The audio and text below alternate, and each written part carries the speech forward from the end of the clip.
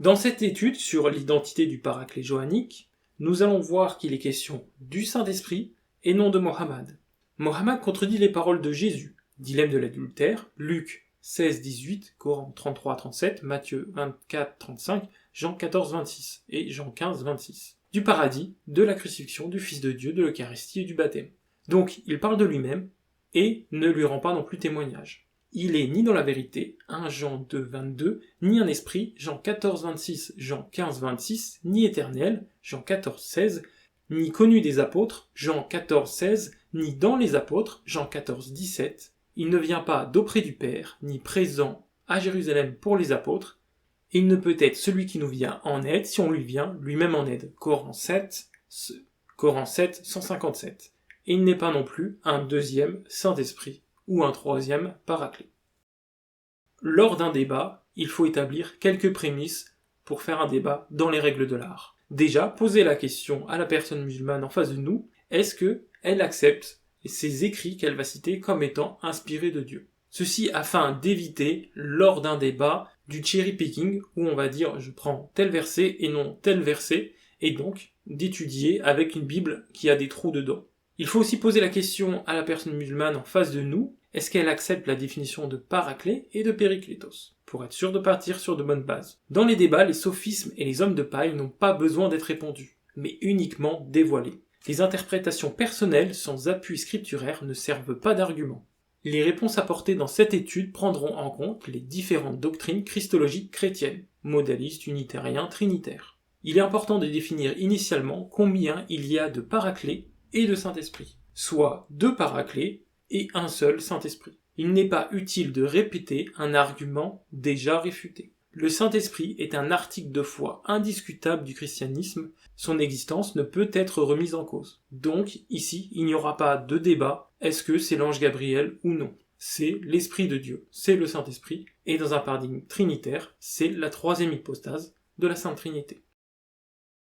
Quels sont les enjeux et l'objectif de ce débat? De démontrer qu'il n'existe pas de prophétie annonçant l'islam dans le corpus johannique. De démontrer que les thèses islamiques ne reposent que sur des sophismes ou de fausses inductions, ou bien des théories douteuses de falsification et de corruption. Démontrer que les apologistes musulmans tronquent les versets prophétiques pour prendre ce qu'ils veulent pour leur doctrine et ne prennent pas les contextes. Ici on parle de cherry picking. Démontrer que la prophétie annonçant le Paraclet est la même que celle annonçant le Saint-Esprit et qu'il n'existe pas de prophétie. Pour les définitions et les étymologies, tout d'abord, le terme para veut désigner auprès d'eux, à côté d'eux, et klétos, quelqu'un qui est invité, appelé, choisi, invoqué, voire convoqué dans un tribunal, ce qui donnera paraklétos. Et péri veut dire tout autour, aux alentours, et klutos, renommé, glorieux, dans un sens épique et pas forcément dans un sens de louange. Ce qui va nous donner une définition de paraklétos comme celle-ci, quelqu'un qu'on vient appeler en aide, au secours, c'est-à-dire il vient auprès de nous pour nous aider. Là où périklitos, on parlera juste de quelqu'un de très illustre, avec une grande renommée. Le Paraclet dans la Bible. Donc tout d'abord nous allons voir un peu de contexte, puis la première énonciation. Tout d'abord, nous allons voir un peu de contexte, puis la première énonciation de la prophétie, puis encore un peu de contexte, la deuxième énonciation, encore un peu de contexte, puis la troisième, la quatrième énonciation de la prophétie, puis à la fin, encore un petit peu de contexte. Dans Jean 13, au premier verset 1 et 2, on peut voir que c'est le début de la fête de Pâques et que Jésus soupe avec les apôtres dans la maison. Puis dans Jean 13, 5, on voit que Jésus va laver les pieds des apôtres. Et encore 5 versets plus loin, dans Jean 13, 12, il va commencer à discuter avec eux, et on peut noter ici qu'en étudiant la narratologie, le premier vous qui est utilisé va désigner les apôtres. Donc à partir de là, Jésus va dire vous, donc ceux à qui il a lavé les pieds, et ce vous ne va pas s'interrompre. On peut voir dans Jean 14, 5 et dans Jean 14, 8 qu'il y a une discussion entre les apôtres et Jésus, et que Jésus va répondre par un vous. Et là survient la première énonciation de la prophétie dans Jean 14, 15 à 20. « Si vous m'aimez, gardez mes commandements. Et moi, je prierai le Père, et il vous donnera un autre consolateur, afin qu'il demeure éternellement avec vous, l'Esprit de vérité que le monde ne peut recevoir, parce qu'il ne le voit point et ne le connaît point. Mais vous, vous le connaissez, car il demeure avec vous et il sera en vous. Je ne vous laisserai pas orphelin. Je viendrai à vous encore un peu de temps et le monde me verra plus. Mais vous, vous me verrez, car je vis et je vivrai aussi. Je vous ne laisserai pas orphelin. Ce qu'on peut voir ici, c'est que Jésus va prier le Père pour que le Paraclet vienne, que c'est un autre consolateur que Jésus-Christ qui va venir, que le nous ici, comme on l'a vu jusqu'à maintenant, correspond aux apôtres, que le Paraclet va demeurer éternellement avec les apôtres, le Paraclet est un esprit ici appelé de vérité, que le Paraclet peut être reçu mais pas du monde, que le Paraclet ne peut être vu du monde, que le Paraclet est connu des apôtres, que le Paraclet sera dans les apôtres, que Jésus ne laissera pas les apôtres orphelins. Puis, dans Jean 14, 22 et 23, on voit que le dialogue continue entre Jésus et les apôtres. Et là survient la deuxième énonciation de la prophétie, Jean 14, 25, 26. Je vous ai dit ces choses pendant que je demeurais avec vous. Mais le Consolateur, l'Esprit Saint, que le Père enverra en mon nom, et vous enseignera toutes choses, et vous rappellera tout ce que je vous ai dit. On voit ici que Jésus ancre le vous dans le temps et l'espace. Ceux qui reçoivent le Paraclet sont ceux pour qui Jésus dit ces choses afin qu'il demeure avec eux. Le Paraclet est un esprit, ici appelé Esprit Saint, pneuma agion. Le Paraclet est envoyé du Père, il est envoyé au nom de Jésus, il enseigne et il rappellera tout ce que Jésus a dit. À savoir que ici, pneuma agion en grec dans le texte est certainement prononcé par Roar el Kodesh, par Jésus en araméen. Puis dans Jean 15, 18, Jésus prévient les apôtres des tribulations qui les attendent. Et là vient la troisième énonciation de la prophétie, Jean 15, 26 à 27. Quand sera venu le Consolateur, que je vous enverrai de la part du Père, l'Esprit de vérité, qui vient du Père, il rendra témoignage de moi, et vous aussi vous rendrez témoignage, parce que vous êtes avec moi dès le commencement. Ici on voit que le Paraclet est envoyé par Jésus, qu'il est envoyé de la part du Père, qu'il est un esprit ici appelé de vérité, qu'il est issu du Père et qui rendra témoignage de Jésus. Vient la dernière énonciation de la prophétie, Jean 16 de versets 15 à 16. Maintenant, je m'en vais vers celui qui m'a envoyé, et aucun de vous ne me demande où vas-tu, mais parce que je vous ai dit ces choses, la tristesse a rempli votre cœur. Cependant, je vous dis la vérité. Il vous est avantageux que je m'en aille. Car si je ne m'en vais pas, le Consolateur ne viendra pas vers vous. Mais si je m'en vais, je vous l'enverrai. Et quand il sera venu, il convaincra le monde en ce qui concerne le péché, la justice et le jugement. En ce qui concerne le péché, parce qu'il ne croit pas en moi. La justice, parce que je vais au Père, et vous ne me verrez plus. Le jugement, parce que le prince de ce monde est jugé. J'ai encore beaucoup de choses à vous dire, mais vous ne pouvez pas les porter maintenant. Quand le Consolateur sera venu, l'Esprit de vérité, il vous conduira dans toute la vérité, car il ne parlera pas de lui-même, mais il dira tout ce qu'il aura entendu, et il vous annoncera les choses à venir. Il me le glorifiera, parce qu'il prendra ce qui est à moi, et vous l'annoncera. Tout ce que le Père a est à moi, c'est pourquoi j'ai dit, c'est pourquoi j'ai dit qu'il prend ce qui est à moi, et qu'il vous l'annoncera. Encore un peu de temps, et vous me verrez plus, et encore un peu de temps, et vous me verrez, parce que je vais au Père. Ici, on voit que si Jésus ne s'en va pas, le Paraclet ne viendra pas aux apôtres. Le Paraclet est envoyé par Jésus, il convaincra le monde de la vérité, il est un esprit ici appelé vérité, ne parlera pas de lui-même, dira tout ce qu'il aura entendu, vous annoncera les choses à venir, prendra de ce qui est à Jésus. Puis, en Jean 17, 18, ici on voit que Jésus a envoyé les apôtres, et qu'il ne prie pas que pour eux, le « eux » étant ceux à qui Jésus a prié, donc les apôtres, mais aussi ceux qui reçoivent le Paraclet. Donc parmi ceux qui reçoivent le Paraclet, il y en a d'autres par la suite, mais il y a aussi les apôtres. Tout d'abord, nous allons approfondir le fait que le Paraclet est reçu des apôtres. Premier argument, la critique universitaire. Comment la vie des critiques universitaires confirme que le Paraclet est reçu des apôtres? Eh bien tout simplement, les critiques universitaires supposent que le don du Paraclet est réservé à un groupe spécifique de la communauté, soit les apôtres, tels que Boring et Johnson le pensent. Ou bien qu'au vu de la crise d'identité dans l'épître de Jean, 1 Jean 4, versets 1 à 4, ne prêtez pas foi à tout esprit, le paraclet n'est pas réservé à un groupe d'intermédiaires, tel que R.E. Brown le dit. Pour Rudolf Schneckenburg, le paraclet vient dans toute la communauté représentée par les apôtres. Mais aucun universitaire n'a envisagé que le paraclet soit un prophète non chrétien qui viendrait au 7e siècle. Pourquoi aucun universitaire n'a associé le paraclet à Mohammed ? Pourquoi dans la critique universitaire parle-t-on d'esprit paraclet pour identifier le paraclet johannique ? Argument 2. La narration. Comment identifier l'identité de vous employée par Jésus dans son discours d'adieu ? Pour ce faire, on va prendre Jean 13, 1 et 2 et Jean 13, 12. Ici, en étudiant la narratologie, on remarque la première occurrence du mot « vous », « imin », utilisé par Jésus. Ce dernier mot va nous permettre d'établir que Jésus s'adresse aux apôtres, car ils sont ceux à qui il a lavé les pieds. Et ceci à partir de ce verset pour les versets suivants, car il n'y a pas de rupture dans le dialogue. En prenant Jean 14, 5 et Jean 14, 8, on voit que le dialogue continue entre Jésus et les apôtres, et qu'à chaque question, Jésus répond avec un « vous ». En prenant Jean 15, 18, Jésus prévient les apôtres des tribulations qui les attendent, et le « vous » correspond tout à fait aux apôtres. L'étude de la narratologie du texte attribue clairement et sans aucune ambiguïté le discours de Jésus aux apôtres.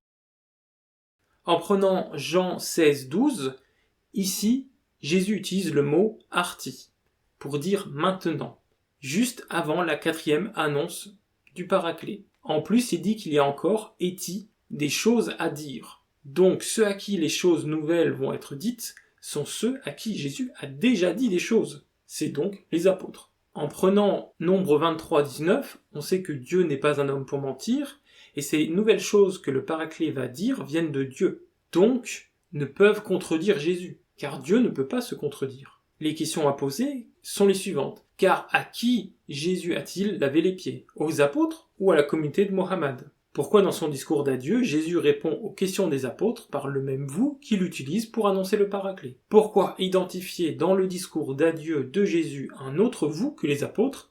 Les choses ne sont-ils pas pourtant claires ? Si tout de suite je dis aux débatteurs musulmans « tu vas perdre ce débat » ou « vous allez perdre ce débat », il va penser que je m'adresse à lui. Et il a raison, car depuis le début de notre échange, mon « tu » ou mon « vous » n'a pas changé. Et même si j'aurais pu utiliser plusieurs « vous » dans mon discours, pour savoir à qui cette dernière affirmation s'adresse, il suffit de se rappeler à qui j'ai dit le précédent « vous ». Si, suite à cette information, le débatteur en face de moi se sent concerné, pourquoi les apôtres, dont Jean, ne se sentiraient pas concernés eux aussi par le « vous » de Jésus ?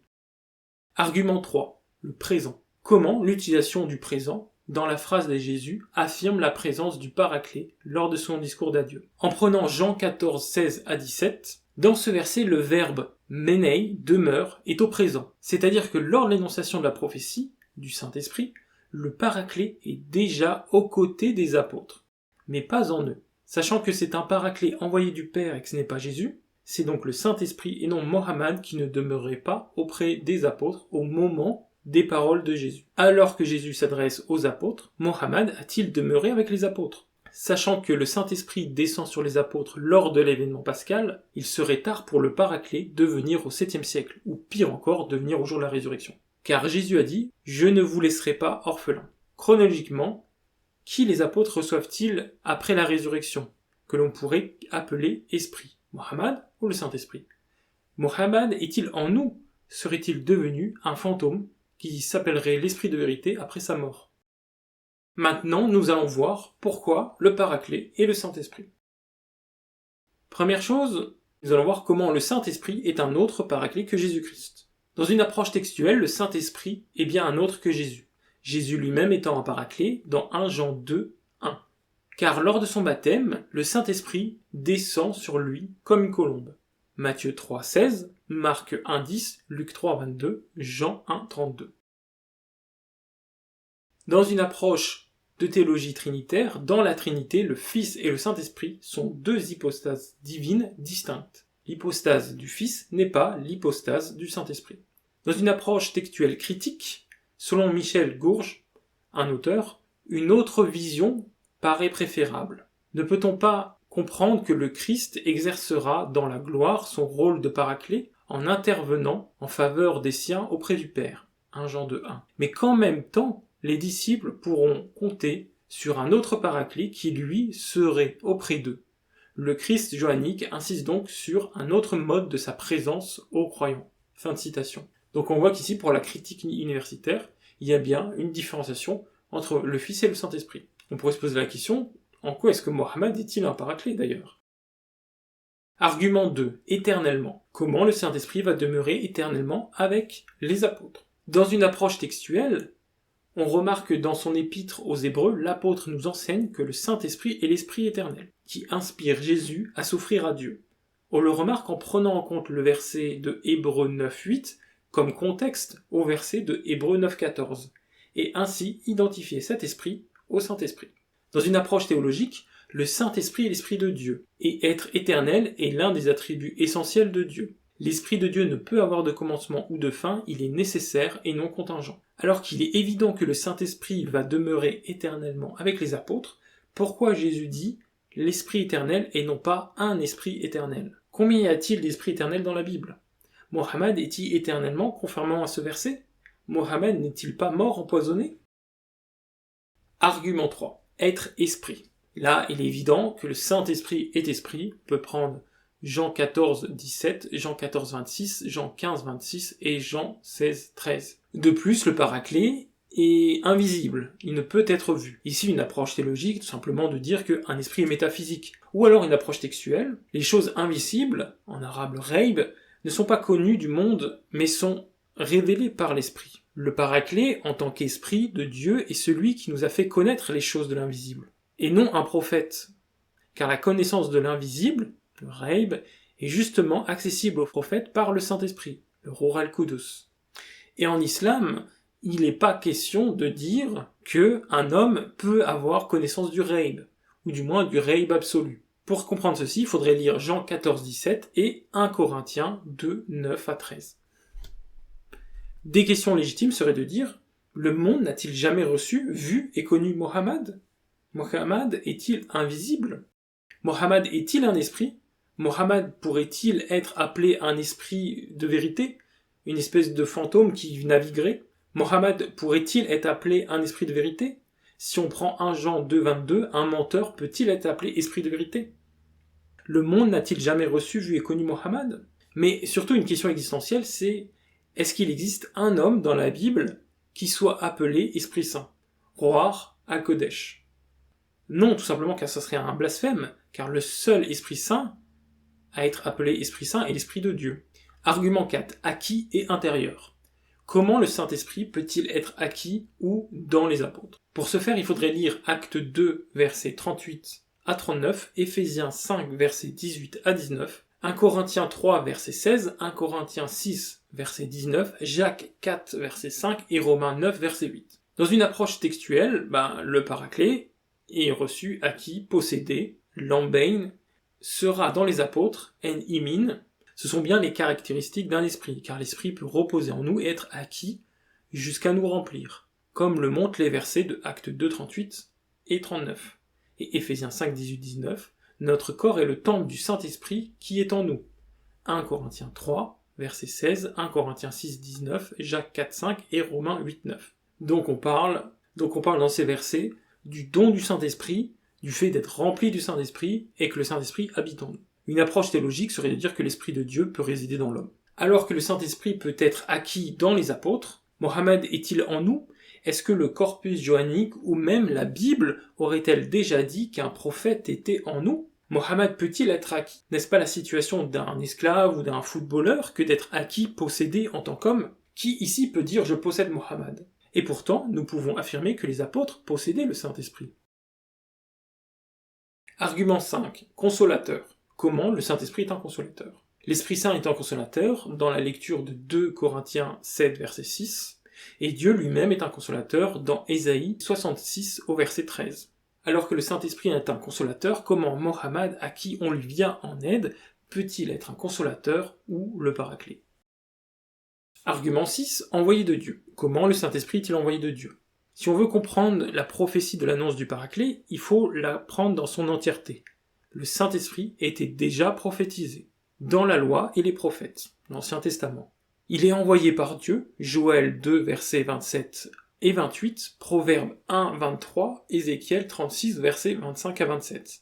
Son envoi aura lieu au temps des apôtres. Car lorsqu'il est écrit « Je vous répandrai mon esprit sur toute chair, vos fils et vos filles prophétiseront, vos vieillards auront des songes », ça va se réaliser dans Acte 2, versets 9 à 10. Il y avait 4 filles vierges qui prophétisaient, comme nous étions là depuis plusieurs jours, un prophète nommé Agabus, descendit de Judée. Ici, on remarque que le Saint-Esprit devait venir quand l'Éternel était au milieu d'Israël, donc à l'époque de Jésus et non celle de Mohammed.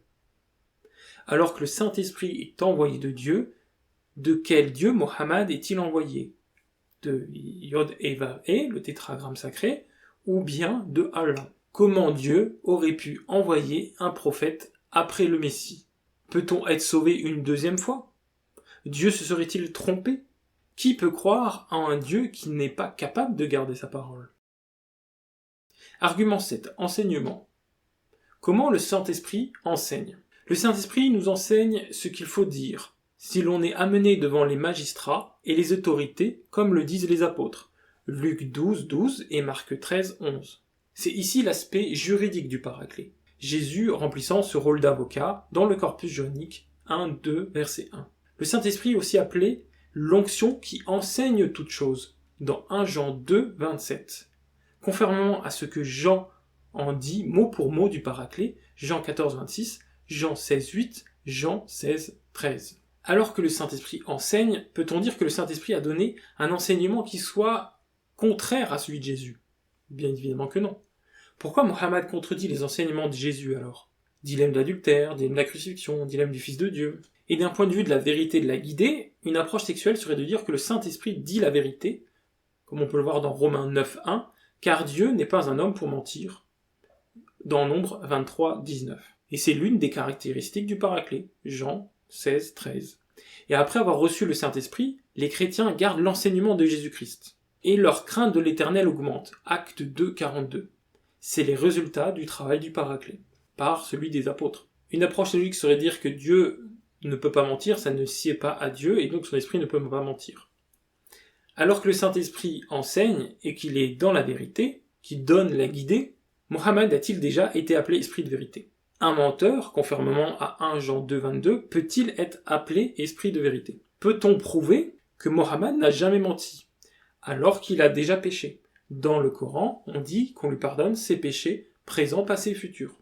Donc il a déjà péché. Peut-on dire que le Saint-Esprit a donné un enseignement qui soit contraire à celui de Jésus? Non. Argument 8. Parler de soi-même. On pourrait aussi se poser la question comment le Saint-Esprit ne parle pas de lui-même, mais on verra ça plus tard dans la vidéo. De même, on verra que le Saint-Esprit prend ce qui est à Jésus. En prenant à ce qui est à Jésus, il prend ce qui est au Père. Car les deux, Fils et Père, sont dans une union. Christ lui-même ne parle pas de lui-même, mais il disait ce que le Père lui a enseigné. On peut voir ça dans Jean 12, 49. Les croyants sont baptisés du Saint-Esprit par Jésus, par les apôtres, pour le Saint-Esprit les aide à suivre les enseignements de Jésus. Argument 9, réalisation. Et c'est vraiment l'argument le plus intéressant. Donc on peut se poser la question, comment la prophétie du Paraclet se réalise-t-elle dans celle du Saint-Esprit? Tout d'abord, il n'existe qu'une seule prophétie. Jean 14 annonce la même prophétie que Luc 24, qui se réalise dans Acte 1, avec l'arrivée du Saint-Esprit. Toutes les Bibles lient ces deux passages des Écritures comme une même unique promesse. Et on développera ceci plus tard dans une phase de réfutation, mais on pourrait se poser la question, est-ce que Jésus a fait deux promesses? Combien y a-t-il de Saint-Esprit que le Père envoie? Combien y a-t-il de Paraclet que le Père envoie? Et pour bien comprendre ça, il faut lire Acte 1, versets 4 à 5, Acte 2, versets 1 à 4, Luc 24, versets 48 à 49, Acte 1, versets 1 à 5, Jean 14, 26, Jean 15, 26, Luc 24, 48, 49, et on peut voir ici, sous forme de schéma, une représentation des relations entre ces versets. Et on voit ici que, effectivement, le Saint-Esprit, on va pouvoir voir qu'en fait, il doit venir quand les apôtres sont dans la ville, dans Jérusalem, et on va voir que ça se réalise en actes, et que tout ce qui est annoncé par cette prophétie du Saint-Esprit qui doit venir quand les apôtres sont dans la ville, correspond tout à fait à la même prophétie que dans Jean. Cependant, si on prend Mohammed, le fait de penser qu'il doit venir, il doit être celui qui doit venir quand les apôtres sont dans la ville, va poser problème. Et donc, sachant qu'il n'y a qu'une seule prophétie, il ne peut pas être celle, en fait, de Luc, et donc il ne va pas pouvoir être celle de Jean. Donc on voit ici à travers ces schémas.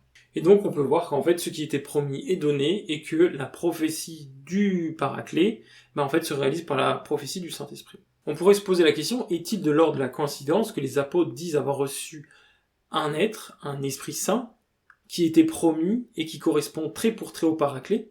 Les apôtres qui avaient l'ordre d'attendre ce que le Père avait promis, qu'attendaient-ils, si ce n'est le Paraclet, le Saint-Esprit? Si la prophétie se réalise à l'époque des apôtres, pourquoi imaginer une double réalisation? Comme vu en prémisse, il n'y a pas deux Paraclets. Alors pourquoi Mohammed remplirait-il le même rôle que le Saint-Esprit étant déjà le Paraclet? C'est là aussi une façon de faire de Mohammed un deuxième Saint-Esprit. Un esprit de vérité, saint, éternel, non reçu, connu, vu du monde, dans les apôtres, issus du Père, annonçant les choses à venir, donc un deuxième Saint-Esprit. Comme on l'a vu dans Jean 13, 1, 2, tout se passe au début de la fête de Pâques. Et la fête de Pâques a eu lieu le 14 Nissan, ce mois qu'on appelle le mois du sacrifice. Elle commémore la sortie d'Égypte du peuple hébreu. C'est le soir de Pessah, jeudi au coucher du soleil, que Jésus va annoncer le Paraclet, c'est-à-dire le jour qui initie le temps pascal. Donc, dans un temps J+0, il y a la Pâque et l'annonce du Paraclet. Dans un temps J+1, la crucifixion. J+2, la résurrection.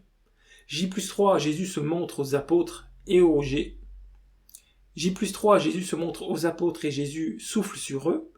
Verset 20, Jean 20, 22. J+11, Jésus se montre à Thomas, 8 jours plus tard. Et J+43, Jésus se montre aux apôtres pendant 40 jours. Et J+50, descend du Saint-Esprit. Dieu aurait-il fait concorder l'annonce du Paraclet et l'arrivée du Saint-Esprit par hasard? Pourquoi observe-t-on un agenda divin? J+0, annonce du Paraclet, J+50, descente du Saint-Esprit. Qui est l'Esprit dont parle Jean dans le verset 7-39? Et pourquoi Jésus demande-t-il à être glorifié juste après l'annonce de l'Esprit Paraclet? Jean 17,5. N'est-ce pas le même Esprit qui ne pouvait venir que lorsque Jésus est glorifié, c'est-à-dire mort à la croix? Et Jésus, avant d'être glorifié, avant la crucifixion, Jean 12, 23-24, il aurait demandé l'arrivée d'un deuxième Saint-Esprit que celui qui ne pouvait pas venir parce qu'il était glorifié. Ça fait vraiment beaucoup de coïncidences. Argument 10 provient du Père. Comment le Saint-Esprit provient du Père? Une approche théologique serait de dire que le Saint-Esprit provient du Père en ce qu'il est l'Esprit de Dieu, et tel qu'un câble tendu de chez Dieu jusqu'à nous, il établit la connexion, ou tel un souffle de vent qui vient de chez Dieu jusqu'à nous pour nous inspirer.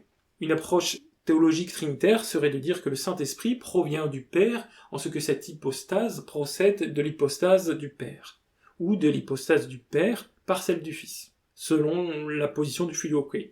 Alors que le Saint-Esprit provient du Père, Mohammed était-il auprès du Père avant de venir remplir son rôle de Paraclet? Qu'est-ce qu'il faisait auprès du Père avant de venir? Mohammed procède-t-il du Père? Pourquoi Jean n'utilise pas le mot apostello pour désigner le Paraclet? Ce même mot qui est utilisé pour parler de l'envoi des prophètes et des apôtres. Nous allons voir que Mohammed n'est pas le Paraclet. Tout d'abord, Mohammed ne peut être le Paraclet car il n'est pas connu des apôtres. Comme on a pu le voir, le Paraclet est de venir aux apôtres. Jésus a dit à ses apôtres, vous le connaissez, en Jean 14, 17. Les apôtres et Mohammed ne sont pas contemporains. 7 siècles les séparent. Comment aurait-il pu se connaître?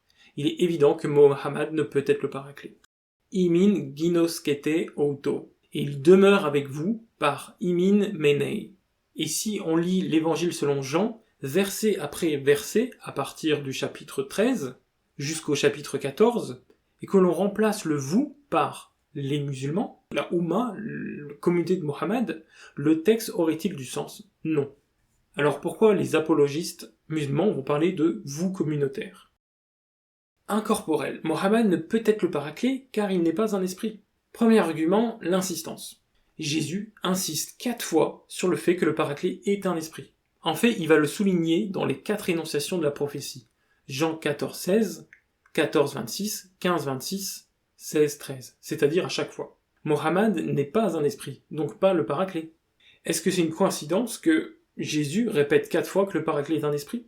Pourquoi dans la critique universitaire parle-t-on d'esprit Paraclet pour identifier le Paraclet johannique? Une fois de plus. Comme on l'a vu précédemment, le Saint-Esprit doit être aussi acquis. On parle aussi du fait qu'il est dans les apôtres, et on voit très bien que ça peut pas correspondre à Mohammed. Mais surtout, Mohammed ne peut être le Paraclet car il ne vient pas du Père. Dans Jean 14-26, ici le mot para est utilisé pour dire que le Paraclet vient du Père, part de chez le Père, avec une suggestion d'union de lieu, ou de résidence quand il est utilisé avec le verbe venir, partir ou se lever. Ici c'est le verbe ekporeite qui est utilisé, qui correspond au verbe venir. On peut donc dire qu'ici le Paraclet va se déplacer d'un mouvement depuis les cieux jusqu'aux apôtres. Et comme je viens de le dire, pourquoi ne pas avoir utilisé le mot apostello qui est utilisé pour Jean-Baptiste, Jésus, les sacrificateurs, les lévites, les pharisiens, les huissiers, les apôtres, et il n'est jamais utilisé ni pour le Saint-Esprit, ni pour le Paraclet. Est-ce que c'est une coïncidence? Je ne crois pas. De plus, le Paraclet est éternel et Mohammed ne l'est pas. Il serait même mort empoisonné. Ensuite et surtout, Mohammed ne peut être le Paraclet car il ne rappelle pas les paroles de Jésus. Ici on parlera de dilemme de l'adultère, du paradis, de la crucifixion, du baptême, du Fils de Dieu, etc. Vous pourrez trouver ces sujets plus développés dans d'autres vidéos. Maintenant, comme je l'avais annoncé, Mohammed ne peut être le Paraclet car l'Esprit Saint remplit déjà ce rôle. Comme vu en prémisse, il n'y a que 2 Paraclets, Jésus et le Saint-Esprit, et qu'un seul Saint-Esprit. Donc le Paraclet est l'Esprit Saint et non un Esprit Saint. Il n'y a pas de différence entre Saint-Esprit ou Esprit Saint d'ailleurs, comme on peut le voir, par exemple dans Luc 3,22. Penser l'inverse signifierait qu'on lit une traduction en français et qu'on ne lit pas dans le texte dans la langue originale. Parce que des fois c'est écrit tout pneuma, tout agion, des fois c'est écrit agion pneuma. De plus, Jésus dit qu'il enverra ce qui était promis par le Père, comme on l'avait vu dans Luc 24, 48, 49, soit le Saint-Esprit. Et Jésus n'a fait qu'une promesse. On le voit d'ailleurs par le singulier de ten epangelian, qui définit le singulier de la promesse. Cette promesse dans Luc 24 est la même que celle dans Jean 14 et Jean 15 et dans Acte 1. D'autres arguments seraient de regarder le prophétisme de Jean. En fait, Mohammed ne peut être le Paraclet, car si le Paraclet était un prophète, Jean l'aurait explicité. Il était très peu probable que le rôle du Paraclet soit celui du prophète, car Jean donne de l'importance au prophétisme, comme on le remarque dans sa première épître, dans 1 Jean 4, verset 1-14. Et son silence dans l'annonce du Paraclet sur une éventuelle activité prophétique réfute cette possibilité. De plus, Mohammed ne peut être le Paraclet, car il ne peut être un médiateur entre Dieu et les hommes. Oui, souvent les musulmans vont dire que son rôle de Paraclet est son rôle d'intercession le jour du jugement. Alors qu'on sait, comme on le voit dans 1 Timothée 2,5, car il y a un seul Dieu et aussi un seul médiateur entre Dieu et les hommes, Jésus-Christ homme, et non Mohammed. Mohammed ne peut être un médiateur entre Dieu et les hommes, car cet unique médiateur est Christ, 1 Jean 3, 23-24, Coran 9, 30, Coran 19, 35. Le sacerdoce de Christ est éternel et non transmissible ni irritable. Hébreux 7, 24, et il n'a pas de successeur. Daniel 9, 26. Donc Mohammed ne peut pas s'inscrire dans le sacerdoce parce que celui-ci est non transmissible. Christ est le dernier à avoir un sacerdoce. D'ailleurs, il est aussi le dernier des prophètes, comme on peut le voir dans Daniel 9, 26 et Marc 12, 6. Jésus n'a pas de successeur car après le Messie vient aucun successeur. Daniel 9, 26, Jésus est le dernier des prophètes envoyé de Dieu conformément à la parabole des vignerons de Marc 12, 6. C'est après avoir envoyé son fils qu'il ne renvoie plus personne et châtie les mauvais vignerons. Mohammed ne peut être le Paraclet car Dieu n'était pas au milieu d'Israël. Joël 2, 27, 28. Ici on remarque que le Saint-Esprit devait venir quand l'Éternel était au milieu d'Israël. Donc à l'époque de Jésus et non celle de Mohammed. Mohammed ne peut être le Paraclet car on lui vient en aide. Et cet argument est en fait utilisé parce que beaucoup de musulmans vont utiliser le Coran, sourate 7, verset 157, pour dire que, il vient ôter le fardeau et le joug qui était sur les gens. Donc Mohammed remplit ce rôle. Seulement si on lit la suite, c'est écrit « Ceux qui croiront en lui le soutiendront, lui porteront secours ». Ok, Mohammed ne peut être le Paraclet car on lui porte secours, Et ce n'est pas le cas du Saint-Esprit. Il est inconcevable de dire qu'on viendrait en aide à l'Esprit de Dieu. Et quant à Jésus, qui est aussi paraclet, il n'est pas dans son rôle de paraclet quand on lui vient en aide, car il est avocat auprès du Père après son sacrifice. De plus, il a toujours rejeté l'aide. Quand à Gethsémane, Pierre va essayer de le défendre, Jésus va dire non, celui qui combat par l'épée mourra par l'épée. Et de plus, si on prend le passage où les anges viennent le renforcer, Jésus n'est pas le paraclet des anges. Maintenant, nous allons voir la réfutation des thèses islamiques. Leur première thèse est sur le fait de parler de soi-même. Le premier argument est le suivant. Car Jésus décrit le prophète comme quelqu'un qui ne parle pas de lui-même, donc c'est la fonction d'un messager ou d'un prophète. Autre argument, car Dieu met ses paroles dans la bouche de ses prophètes comme Jésus et Moïse de Deutéronome 10:18, et que le paraclet est semblable à Jésus et Moïse parce qu'il répète les paroles de Dieu, donc ce paraclet est un prophète.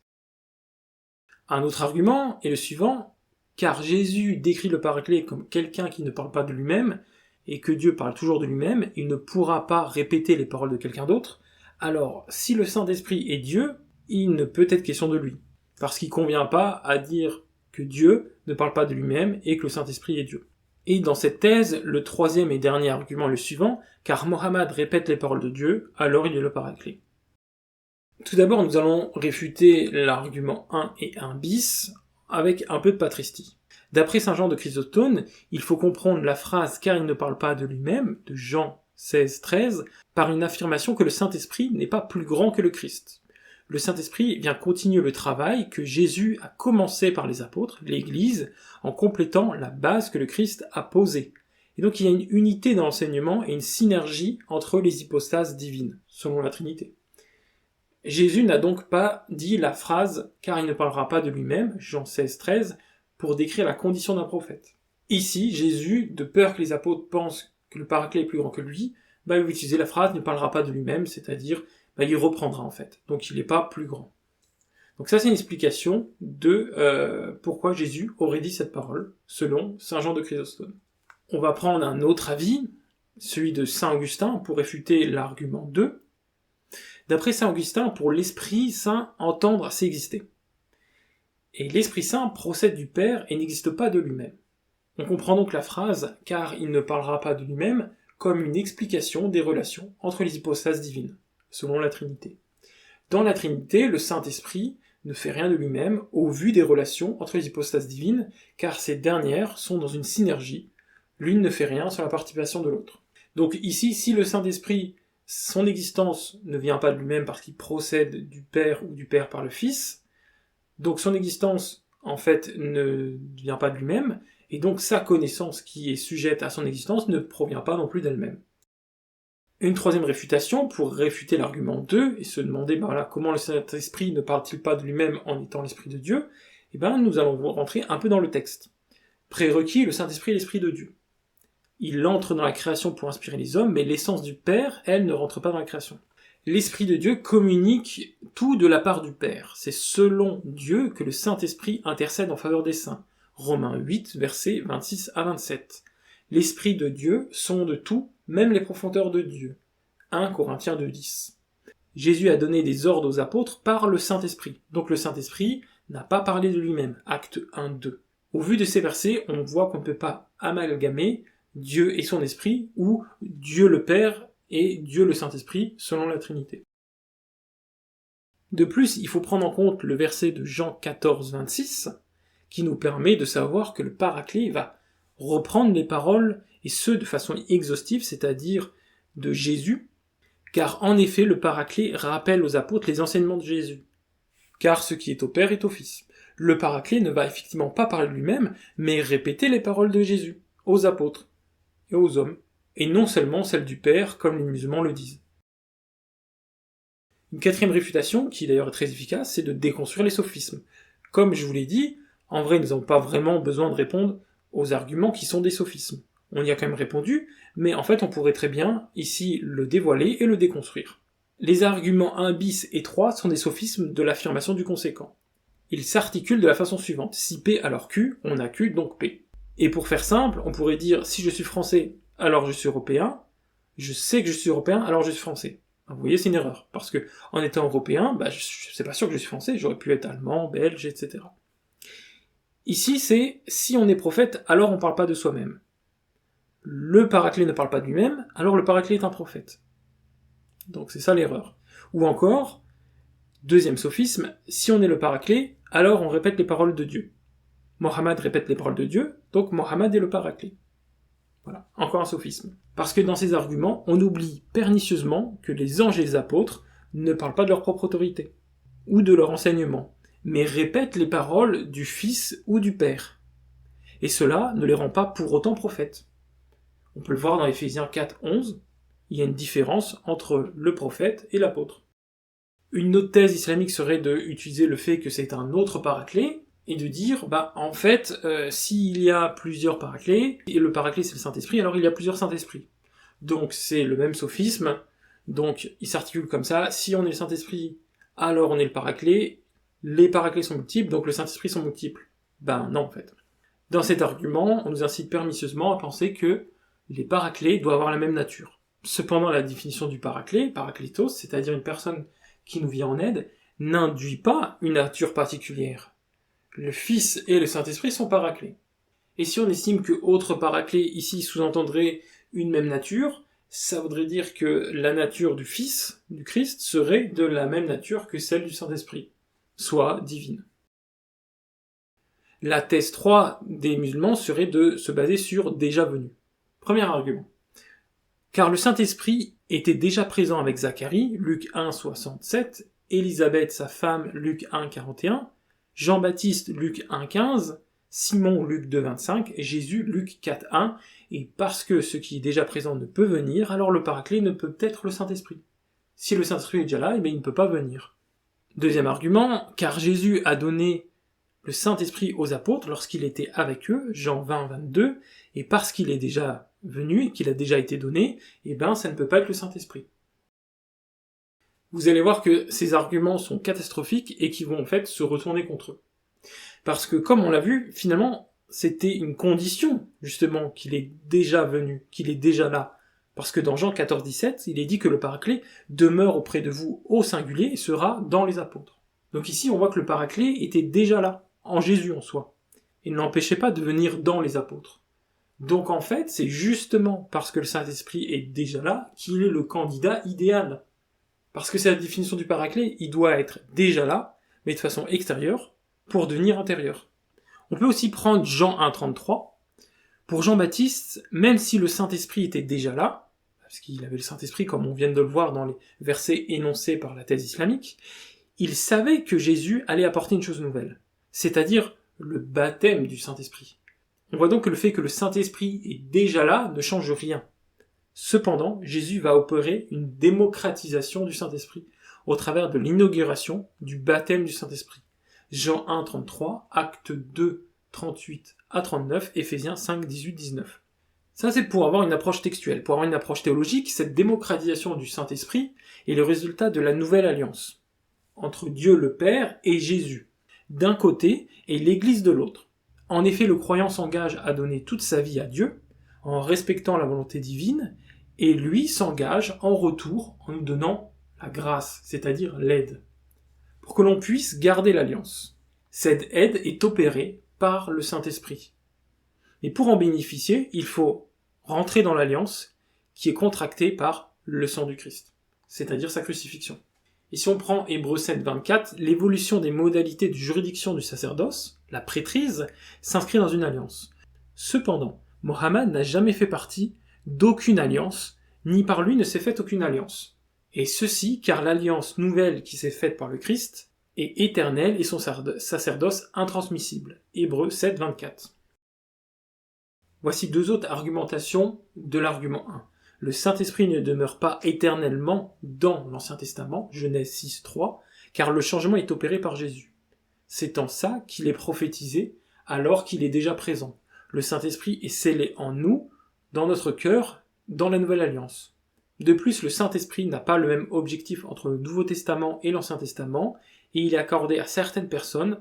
Son but est de convaincre de la mort et de la résurrection. Mais surtout, le Saint-Esprit peut être simultanément sur plusieurs personnes à la fois, comme le montrent les versets présents dans l'argumentation islamique.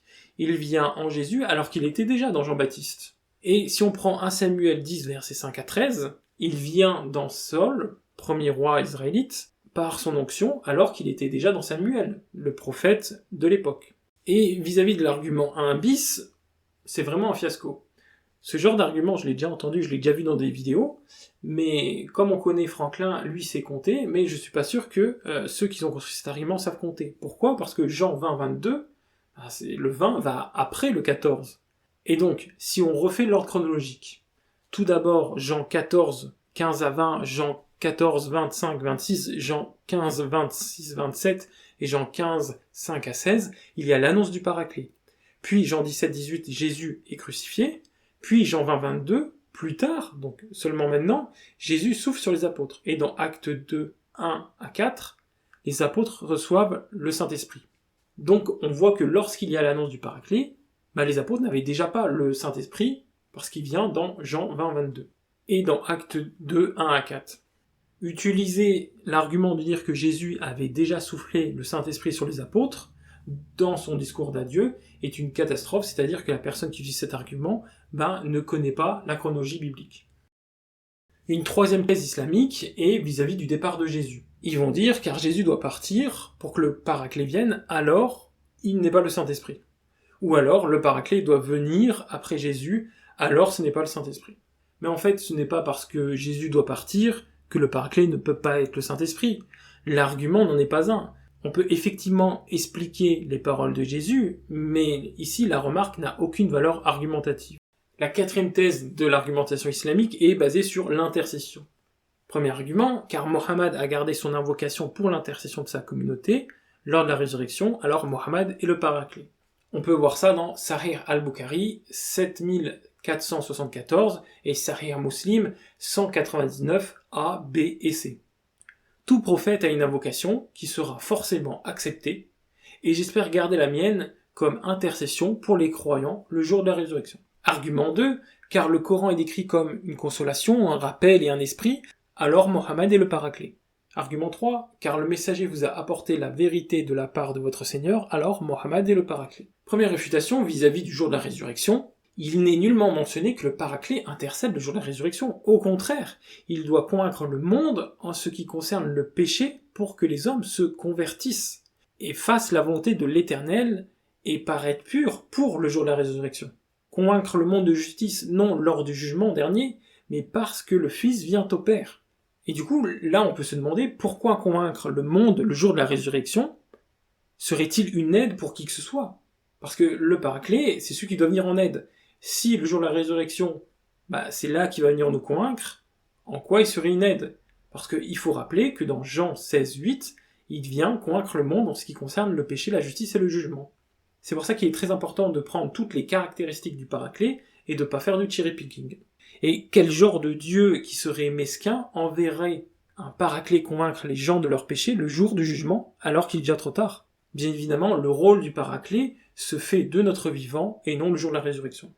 De plus, sachant que le Saint-Esprit descend sur les apôtres lors de l'événement pascal, il serait trop tard pour le Paraclet de venir au 7e siècle, ou pire encore, au jour de la résurrection, car Jésus a dit « Je ne vous laisserai pas orphelins ». De plus, ce rôle, comme on l'a vu, est déjà réalisé par le Saint-Esprit. Pourquoi devrait-il être réalisé le jour de la résurrection, alors que de notre vivant, ce rôle est déjà réalisé par le Saint-Esprit ? Les musulmans, comment espérez-vous convaincre les chrétiens qu'une prophétie qui s'est réalisée doit se réaliser à nouveau, et que ça impliquerait que le livre duquel est tirée la prophétie elle-même contient des erreurs et est falsifiée ? Ça n'a aucun sens. Pour réfuter l'argument 2, tout simplement, le concept de livre-esprit n'existe pas dans la Bible. Il n'est pas concevable que Jean ou Jésus pensaient qu'un livre soit un esprit. Et si c'était le cas, il l'aurait explicité. D'ailleurs, personne n'a jamais eu la croyance que le Paraclet serait un livre. On n'a jamais vu de livre intercédé. Dans le verset 42-52 du Coran, le mot « Qur'an » n'est pas présent dans le texte arabe, mais c'est le mot « al-kitabu » qui figure ici et qui signifie un livre, une ordonnance, une prescription quelconque. C'est selon le contexte que l'on identifiera de quel kitab parle-t-on. Le mot « ruhan » peut se traduire par « esprit », mais aussi par « âme » ou « inspiration ». Et ce sens est à privilégier dans ce verset. Je traduirai le verset ainsi. En outre, c'est ainsi que nous te révélâmes une inspiration qui provient de notre décret, ordre. Tu n'étais pas connaissant de ce qui était du livre, et pas non plus de ce qui était de la foi. Cependant, nous en avons fait une lumière au travers de laquelle nous pouvons guider ceux qui le souhaitent parmi nos serviteurs, et avec certitude, tu guides vers un chemin d'intégrité. D'ailleurs, si on veut traduire le mot Ruhan par esprit dans le verset 42-52, qu'en est-il du mot Al-Ruhu du verset 17-85 ? C'est dans ce verset où on apprend que le prophète n'a pas reçu de connaissance en ce qui concerne l'esprit. Comment un simple musulman aurait-il avoir reçu plus de connaissances que son prophète ? Ça ferait de lui un prophète. Car effectivement, jamais Mohammed va venir expliciter le fait qu'il est un paraclet. De plus, il faut que le débatteur musulman soit clair. Ici, qui est le paraclet ? Le Coran ou Mohammed ? C'est un raccourci fallacieux de regrouper les deux, et ça n'a pas de sens. Jésus parle d'un autre paraclet au singulier. La 5e thèse des musulmans est de faire intervenir l'idée du vous communautaire. Ils disent le vous ne concerne pas les apôtres, mais la communauté de tous les croyants. En particulier, ceux ici qui croient en Jésus, et cela ne concerne pas forcément ceux de son temps. Argument 1, les os de Joseph. Car pour l'enterrer de ses os, Joseph s'adresse à ses frères et aux Juifs en face de lui, Genèse 50-25, et que l'enterrement a lieu 4 siècles plus tard, Exode 13-19. Donc le vous utilisé par Jésus peut correspondre aux musulmans du 7e siècle. Deuxième argument, car Jésus va utiliser un vous communautaire pour reprocher la mort de Zacharie aux Jérusalémites, Matthieu 23-35, donc le vous utilisé par Jésus peut correspondre aux musulmans du 7e siècle. Le texte dit que Joseph fit jurer les fils d'Israël, et il ne dit pas qu'il fit jurer ses frères. Car en effet, l'expression « fils d'Israël » ici peut désigner les descendants de Jacob, Matthieu 1.1 et Jean 50.23. Jésus est appelé fils de David, mais il n'est pas le fils direct de David. Réfutons le premier argument. Et on va se poser la question comment le « vous » utilisé par Jésus désigne ses contemporains, les apôtres, alors que le « vous » de Joseph ne désigne pas ses contemporains. En ça, c'est bel et bien les fils d'Israël qui ont enterré les œufs de Joseph. Mais on ne peut pas en dire autant du nous dans le verset Jean 13.1-2 et Jean 13.12, où Jésus lave les pieds des apôtres et non ceux de la communauté de Mohammed. C'est-à-dire que, effectivement, ce qui s'applique au vous communautaire, ou du moins au vous anachronique de Joseph, ne peut pas s'appliquer à celui de Jésus. Parce que sinon, ça voudrait dire que le vous communautaire s'applique à la parole de Jésus quand il dit « Savez-vous pourquoi je vous ai fait ça ?» sous-entendant leur avoir lavé les pieds. Mais Jésus n'a pas lavé les pieds de la communauté de Mohammed. C'est-à-dire qu'on ne peut pas utiliser un vous communautaire dans la moitié du discours sur les versets qui nous intéressent. Donc le vous utilisé par Jésus désigne ses contemporains, soit les apôtres, car à eux seuls il a lavé les pieds, et par l'étude narrative on remarque que les versets prophétiques depuis Jean 14-15 ne peuvent être séparés du reste du récit.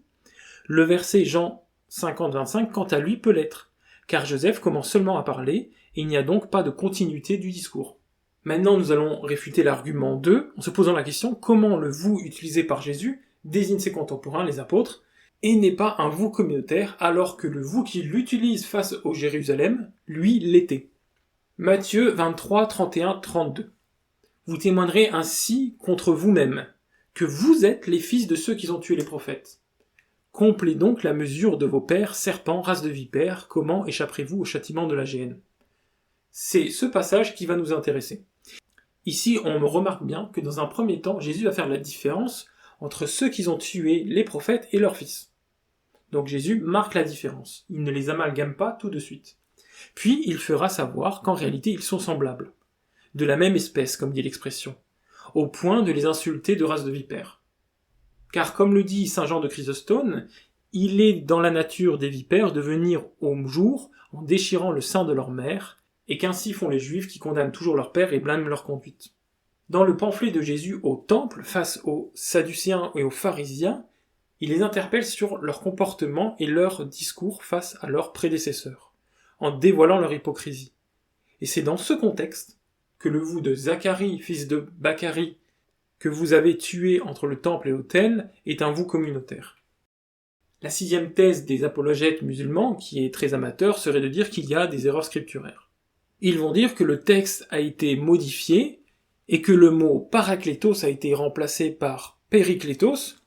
Ils vont dire que le texte biblique a été modifié et que le mot paraklétos initialement était périklétos, et que la venue du paraclet s'accomplit donc en Mohammed dans le verset 6 de la sourate 61, car en arabe le mot Ahmad, plus loué, et le mot Mohammed, très loué, ont le même radical et des sens voisins, et que périklétos signifiait aussi quelqu'un de très loué. Première chose, on a vu que c'est plutôt quelqu'un de glorieux que de loué, et en fait, que ce soit dans le Codex Sinaiticus, Alexandrinus, Vaticanus ou le Papyrus 75, en fait le mot est toujours paraklétos et non périklétos. Et puis même si Jésus en fait aurait utilisé périklétos, eh bien ça aurait correspondu au Saint-Esprit, parce qu'on peut dire qu'il est glorieux. D'ailleurs, les dictionnaires du grec évoquent le terme périklétos comme présent seulement dans l'Iliade, dans l'Odyssée et chez les poèmes Hésiode. C'est-à-dire que le mot était archaïque, et en fait il était complètement désuet à l'époque de Jésus. Une autre thèse serait de dire que le mot agion, de saint, de esprit saint, ça aurait été rajouté. C'est-à-dire qu'il ne figurait pas dans les anciens manuscrits. Seulement, il suffit d'une Bible Neste Island pour constater que ce n'est pas le cas, ou tout simplement, regardez les papyrus et vérifiez que dans le Codex Sinaiticus, Alexandrinus, Vaticanus ou le P75, effectivement, on a bien, ce agion. Pneuma agion. Une autre réfutation serait un raisonnement par l'absurde dans lequel, on dirait, ok, on va suivre cette même méthodologie et on va faire du cherry picking pour placer des vous communautaires. Prenons Jean 1, 49-51. Je vais remplacer le vous par la communauté musulmane. Les musulmans, vous verrez désormais le ciel ouvert et les anges de Dieu monter et descendre sur le Fils de l'homme. Ou alors Luc 2, 67-70. Si je vous le dis, vous les musulmans, vous ne le croirez pas, et si je vous interroge, vous ne me répondrez pas. Désormais, le Fils de l'homme s'assit à la droite de la puissance de Dieu. Ou alors Jean 14, 8, il y a si longtemps que je suis avec vous les musulmans, et vous ne m'avez pas connu. Voilà. Vous voyez que si on prend un peu ces paroles de Jésus, qui sont prophétiques, et qu'on remplace par les musulmans pour essayer de trouver une cohérence, on n'en trouve pas. Et c'est là qu'on voit qu'en fait, il faut avoir une herméneutique sérieuse, et pas placer des vous communautaires comme ça nous arrange, pour essayer de se convaincre d'une chose fausse et de sa doctrine. Une autre thèse qui avançait l'idée de dire que les chrétiens ont associé le paraclet johannique à Montanus, Montan, ou alors à Paul de Tarse. Et que donc, ça pourrait être un homme, le paraclet, parce que les chrétiens l'auraient fait. Alors, c'est absolument faux, parce que Paul n'a jamais été considéré comme le paraclet par des chrétiens. De plus, concernant Montan, c'est une hérésie totale. C'est-à-dire que là, en essayant de parler de la doctrine chrétienne, les musulmans font un homme de paille. Il n'y a pas besoin de le réfuter, on juste dit, voilà, c'est un homme de paille. Maintenant, on va regarder qu'est-ce qu'il en est quand même de Montanus. Montanus, il disait qu'il était l'organe du paraclet et non le paraclet lui-même. Cette deuxième affirmation est en fait très tardive. De plus, Montanus ne prétend pas être le paraclet à lui tout seul, parce qu'il y avait 3 autres gourous qui se disaient être le paraclet. Donc, Montanus, Maximilla, Priscilla. Et comme on a vu, il n'y a pas 3 paraclets. D'ailleurs, la secte montaniste qui est apparue au 7e siècle, cette secte montaniste qui apparaît au 8e siècle, l'empereur Léon III ordonna la conversion et le baptême de ses membres. C'est-à-dire, c'est ce que devaient faire les chrétiens. Se baptiser, se convertir. Ces montanistes refusèrent, ils s'enfermèrent dans leur lieu de culte et incendièrent le bâtiment et le périrent. Donc on voit par ce genre de comportement qu'en fait c'était complètement hors de la doctrine chrétienne. On parle de suicide. De plus, certains montanistes, qu'on appelait des tacodrugites, avaient pour habitude de prier avec le doigt dans le nez. D'ailleurs, pour vous montrer à quel point c'était une hérésie, Jean d'Éphèse aurait fait déterrer le cadavre de Montan pour les brûler une fois de plus.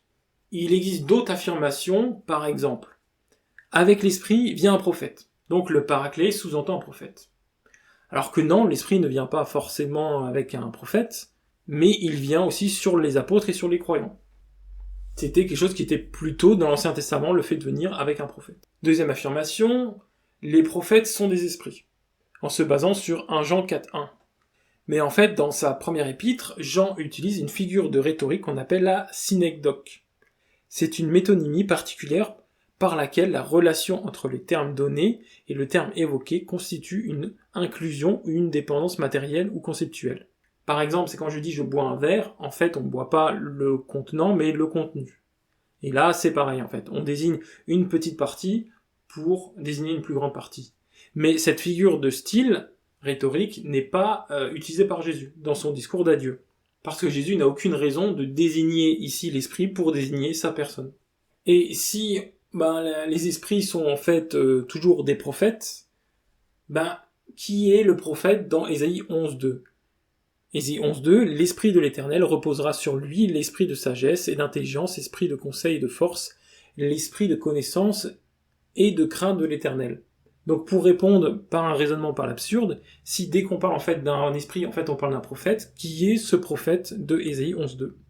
La troisième affirmation est de dire que quand Jésus dit que le Paraclet demeure éternellement, c'est son enseignement, en s'appuyant sur Luc 16.29, 1 Pierre 1.25, Psaume 118.89 et Ésaïe 48.